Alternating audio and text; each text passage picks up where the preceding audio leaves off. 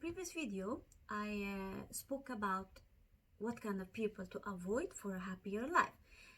And I spoke about the doubter, and I also promised to talk about the victim and about the critical.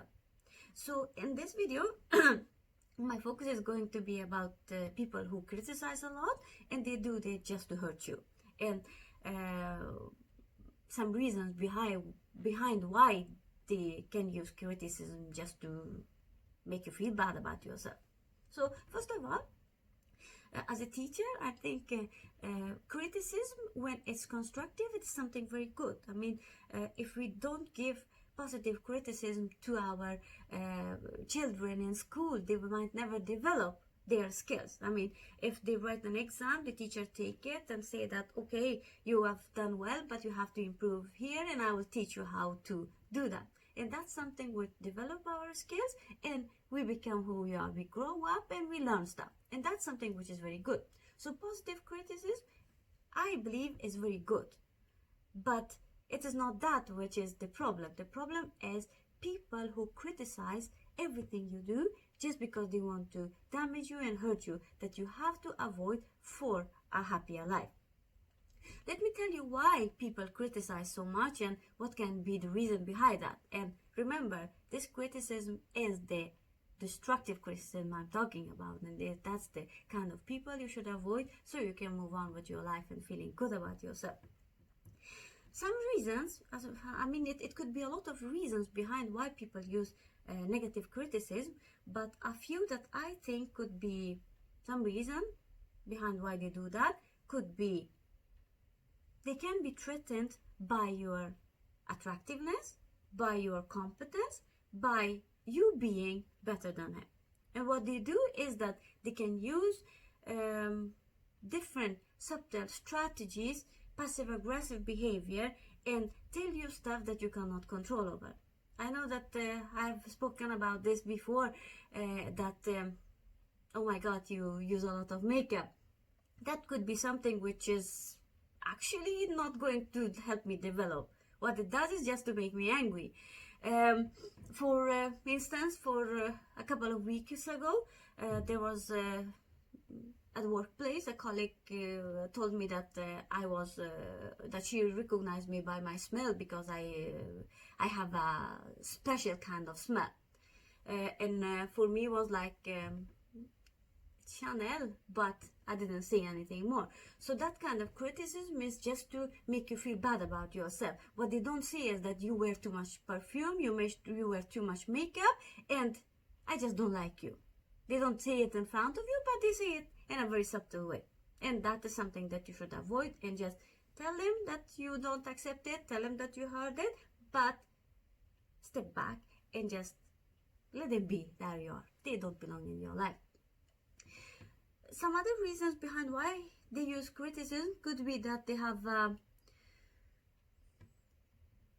want to feel in charge, they like control, and by controlling you, they can feel good about themselves. I mean, I said about the attractiveness, it could be that a person who tries very hard to lose weight and see you train a lot and then have a healthy life could be threatened by that, and don't like you just because you are the goal they want to be. And of course they will use the lines like, oh my god, your skirt is too short, just to make you feel bad about yourself, because it has nothing to do with your personality, but has to do with how you're getting dressed, and that makes them feel good about themselves. They could be that they're just overcompensating. It could be the feeling of control over life is something that you need to have in your daily life to feel like a human being.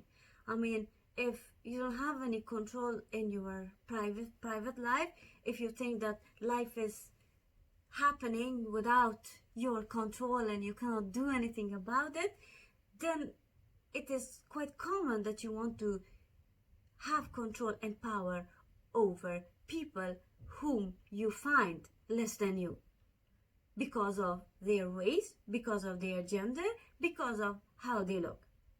So I mean, for me, for instance, when it comes to criticism, the criticism don't come from people who I love, who I respect, whose words mean something to me. It comes from people who I will definitely not hang out with in my spare time.